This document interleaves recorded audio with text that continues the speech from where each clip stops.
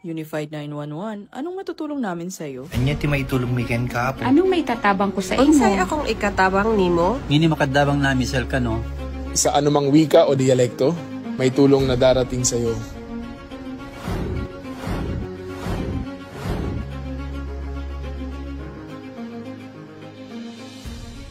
Lilingkod sa bawat Pilipino at magbibigay ng tamang impormasyon para sa tahimik at maayos na Pilipinas. Police News Network, alagad ng batas, tagapagtaguyod ng balitang pulis, sandigan ng mamamayan, patnubay ng katotohanan. La Campo Crame, maghahatid ng pinakahuling kaganapan at nagbabagang balita. Ito ang PNN Police News Network. At ngayon, ang inyong mga tagapagbalita. Magandang araw, bagong Pilipinas. Ako ang inyong alagad ng batas. Tagataguyod ng Balitang Pulis, ako po si Patrolman Adrian Dayao. Maghahatid ng tamang balita, kwento ng pulis at serbisyo para sa mamamayan at ito ang PNP News Online, ang pangunahing balita ng Police News Network, alagad ng batas, tagataguyod ng Balitang Pulis.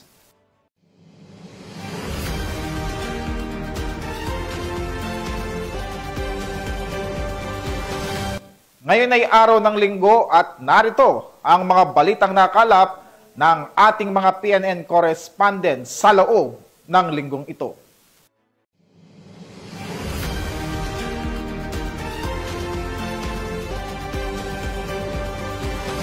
At sa ating unang balita, hawak na ng mga otoridad ang nakatalang top 1 most wanted person sa kasong murder matapos itong maaresto ng mga kapulisan sa Zamboanga City. Patrolwoman Amy Jean Cortez sa report. Naaresto ng pinagsanib na puwersa ng pulisya at militar na pinangunahan ng Zamboanga City Police Station 5 ang isang top 1 most wanted person regional level na nahaharap sa kasong murder sa isinagawang operasyon sa Barangay Divisoria, Zamboanga City bandang alas 6:30 ng gabi nito lamang ikapito ng Setyembre taong kasalukuyan. Kinilala ang suspect na si alias Hakim, 41 anyos, may asawa, isang construction worker at residente ng sitio ng Upper Bungyao, Barangay Bungyao, Zamboanga City. Ayon sa ulat, nadakip ang suspect sa bisa ng warrant of arrest para sa kasong murder sa ilalim ng criminal case number 54884 na inilabas ni Honorable Sheldilyn Bara Bangsaha, presiding judge ng RTC Branch 33, Zamboanga City noong August 22, 2024. Wala umanong inirekomendang piyansa para sa kanyang pansamantalang kalayaan. Kasalukuyang nasa kustodiya ng Zamboanga City Police Station 5 ang akusado para sa tamang disposisyon. Layunin ng PNP ang pagtugis at pag-aresto sa mga wanted person upang mapanagot sa batas, mapanatili ang kapayapaan sa komunidad at maihatid ang hustisya para sa mga biktima. Mula dito sa tanggapan ng kapulisan sa Region Siam, ako ang inyong PNN correspondent, Patrolwoman A.G. Cortez, alagad ng batas, tagataguyod ng Balitang Pulis. Maraming salamat sa iyo, Patrolwoman Cortez. Bumagsak sa kamay ng mga otoridad ang isang wanted person na may nakabimbing kasong attempted homicide matapos itong maaresto sa bisa ng warrant of arrest sa Iligan City. Yan ang tinutukan ni Patrolwoman Rina Celestine Sendrijas. Naaresto ng mga tauhan ng Iligan City Police Station 6 ang isang wanted person sa kasong attempted homicide sa isinagawang operasyon sa Barangay Bunbun ng Iligan City, ika-8 ng Setyembre taong kasalukuyan.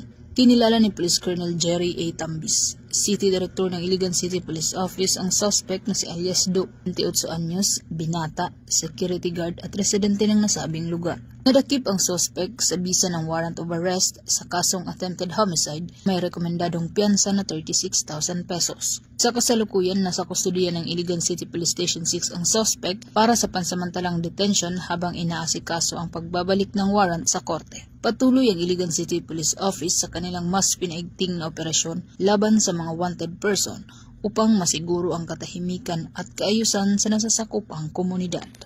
Mula dito sa Camp Capistrano, Busa, Cagayan de Oro City, ako niyang Police News Network Correspondent, Patrolwoman Rina Celestine Sandrijas, alagad ng batas, tagataguyod ng balitang pulis. Maraming salamat sa iyo, Patrolwoman Sandrijas. Samantala, nasabat ng Police Regional Office 12 ang smuggled na sigarilyong nagkakahalaga ng mahigit 200,000 pisong sa checkpoint operation sa barangay Katubaw, Kiamba, Sarangani. Tinutukan niya ni Patrolwoman Rizali Umalay. Nasabat ng Police Regional Office 12 ang smuggled na sigarilyo na nagkakahalaga ng 235,740 pesos sa checkpoint operation noong Setyembre taong kasalukuyan sa barangay Katubaw, Kiamba, Sarangani. Pinahinto ang isang Toyota Vios at natuklasan ang humigit kumulang 300 reams ng 40 cigarettes na itinago sa flooring at compartment ng sasakyan. Arestado ang suspect na si alias Ibra, 39 anyos, residente ng Buluan, Maguindanao del Sur, matapos mabigong magpakita ng dokumento para sa kargamento. Ayon sa Police Regional Office 12, patuloy nilang paiigtingin ang border control laban sa smuggling upang mapangalagaan ang ekonomiya at seguridad ng publiko. Mula dito sa General Santos City, ako ang inyong PNN Correspondent, Patrolwoman Rizali Umalay, alagad ng batas, tagataguyod ng balitang pulis. Maraming salamat sa iyo, Patrolwoman Umalay. Arestado ang 2 individual matapos silang mahuli ng mga otoridad sa kasong qualified trespass to dwelling at paglabag sa Republic Act 9165 o ang Comprehensive Dangerous Drug Act of 2002 sa Maguindanao del Norte. Patrolwoman Judy Ann Alibo sa balita. Arestado ang 2 sospek matapos arestuhin ng UP Municipal Police Station sa kasong Qualified Trespass to Dwelling at RA 9165 o ang Comprehensive Dangerous Drugs Act of 2002 sa Purok Duranta, Barangay Kibleg, UP Maguindanao del Norte. Nito lamang 3 ng Setyembre taong kasalukuyan. Kinilala ni Police Captain Julius L. Youtube, officer in charge ng UPS-MPS, ang mga sospek na sina alias Joff, 48 anyos, at alias Amboy, 16 anyos na pawang residente ng nasabing lugar. Ayon sa ulat, bandang 1:30 ng madaling araw ng nasabing petsa, nang makatanggap ng tawag mula sa biktima ang naturang istasyon na kung saan iligal na pinasok ng mga sospek ang kanilang bahay. Agad namang rumisponde ang mga kapulisan at mabilisang nahuli ang mga sospek. Sumailalim ang mga sospek sa body search at doon nagpositibo ang 2 transparent plastic sachet na naglalaman ng hinihinalang shabu. Nasa kustodiya na ng UP-MPS ang mga sospek at mahaharap sa kasong RA 9165 at Qualified Trespass to Dwelling. Patuloy ang Maguindanao del Norte PNP sa operasyon at paghuli sa mga sospek na may pananagutan sa batas sa tulong ng komunidad upang mapigilan ang anumang uri ng kriminalidad, partikular ang iligal na droga, na may hangaring mapanatili ang maayos at tahimik na pamayanan. Mula rito sa riyon ng Bangsamoro, ako ang inyong PNN Correspondent, Patrolwoman Judy Ann Alibo, alagad ng batas, tagataguyod ng balitang pulis. Maraming salamat sa iyo, Patrolwoman Alibo.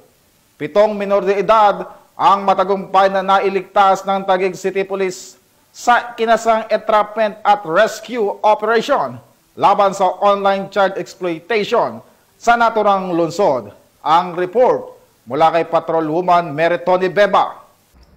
Matagumpay na naisagawa ng Taguig City Police Station ang isang entrapment at rescue operation noong September 3, 2025 na nagresulta sa pagkakaaresto ng 2 sospek at pag-rescue sa 7 minor de edad na may edad 3 hanggang 17 taong gulang na biktima ng online sexual exploitation.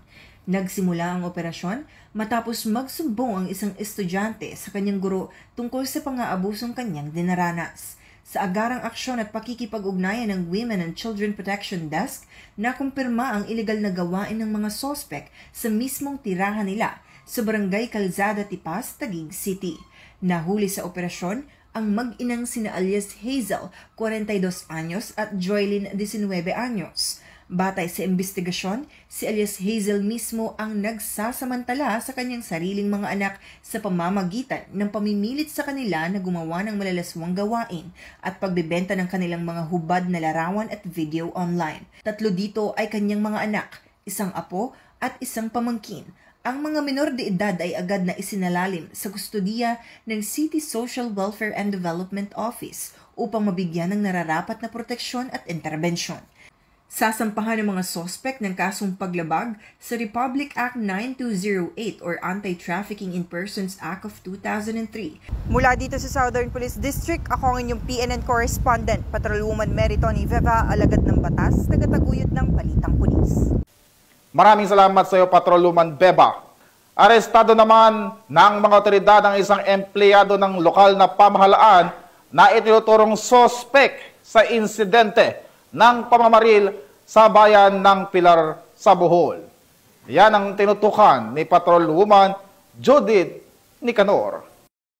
Sa kulungan ang bagsak ng isang LGU employee matapos itong maaresto ng Pilar PNP sa pamamaril nito sa 2 biktima sa barangay Inaghuban, Pilar, Bohol nito lamang nakaraan. Ayon kay Police Lieutenant Rogelio A. Baluran, Deputy Chief of Police ng Pilar Municipal Police Station, Bohol Police Provincial Office, bandang alas 6:30 ng gabi nang makatanggap ng tawag ukol sa pamamaril. Kaagad nirespondihan ng mga kapulisan ang insidente na nagresulta sa agarang pagkaaresto ng suspect na si Ruel at residente ng Purok 6 Inaghuban, Pilar, Bohol. Napag-alaman sa isinagawang investigasyon na ang sospek at ang 2 biktima ay nagkaroon ng mainitang pagtatalo na naging sanhi ng pagbunot at pamamaril ng sospek. Sinubukan pa umanong manlaban ng isang biktima gamit ang kanyang bolo na kung saan nagtamo ng sugat sa tiyan ang sospek. Kaagad isinugod sa paggamutan ng sospek at ang mga biktima na nagtamo ng sugat sa katawan at dibdib. Samantala, na-recover mula sa sospek ang 38 caliber na revolver, 3 bala at 3 empty shell.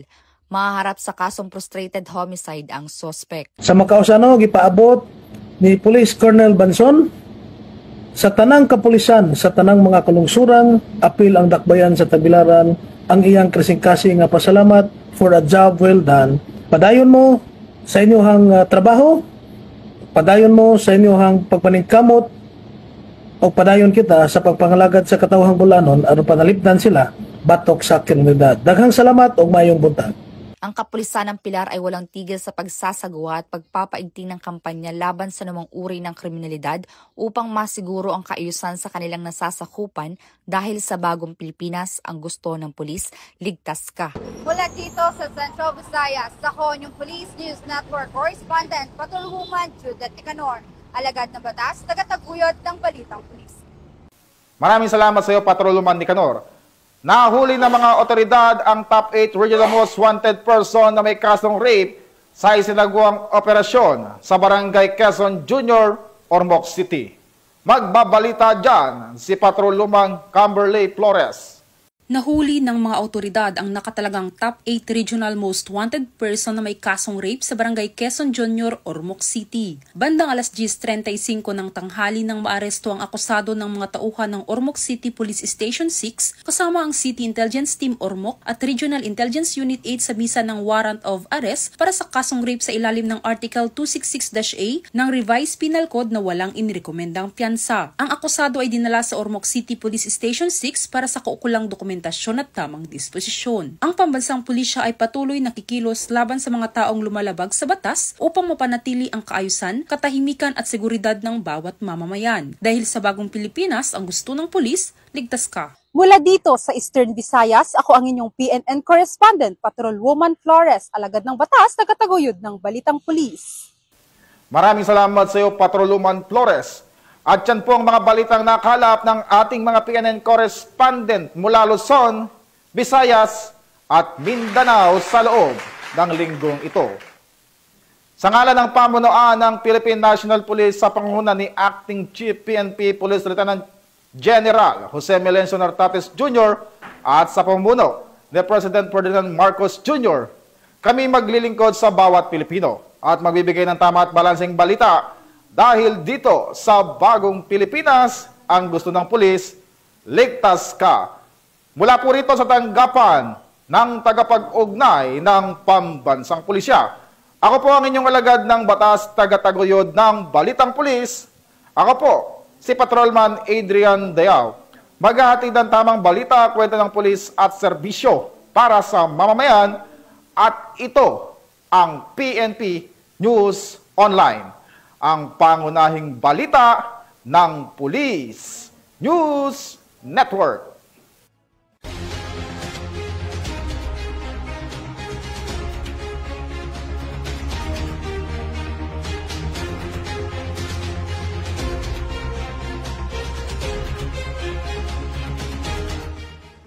Police News Network, alagad ng batas, tagapagtaguyod ng balitang pulis.